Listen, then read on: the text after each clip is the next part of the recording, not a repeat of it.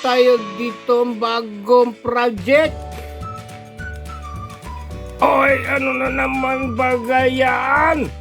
Ito ay tinatawag na touch sensor switch using 555 timer. Paano gumana yan? Lagyan natin ng 5 volt supply from adjustable power supply. Umilaw na yung power LED. Meron itong dalawang touch pin. Pag tinouch ko yung isa, umiilaw siya. Pag tinouch ko yung isa, namamatay yung ilaw. Pag tinouch ko ulit, buhay yung LED. Pag tinouch ko yung kabila, namamatay siya. Yan ang touch switch sensor using 555 timer.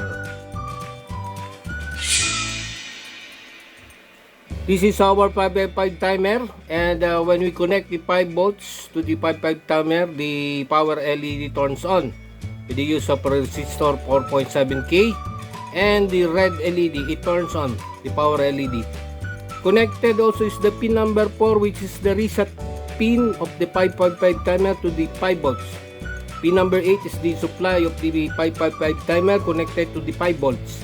And then to the pin number 2, we have this trigger pin connected is the 3.3 mega ohms resistor to the 5 volts.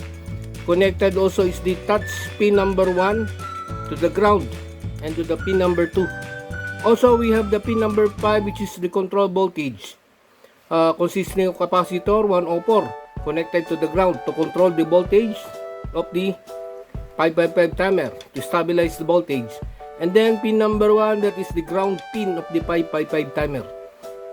Pin number 7 is, it has no connection. Pin number 6 is the threshold voltage, or the threshold pin of the 555 timer. Connected is the 1 mega ohm resistor to the ground.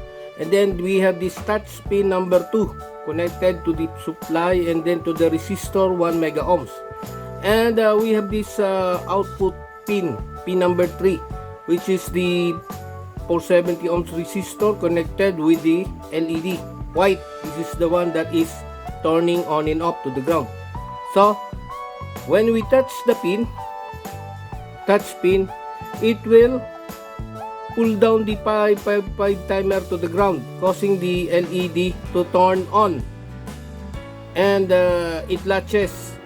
So when we touch the other pin, it will cause the 555 timer to pull up, causing the LED to turn off. So this one turning on, this one for turning off.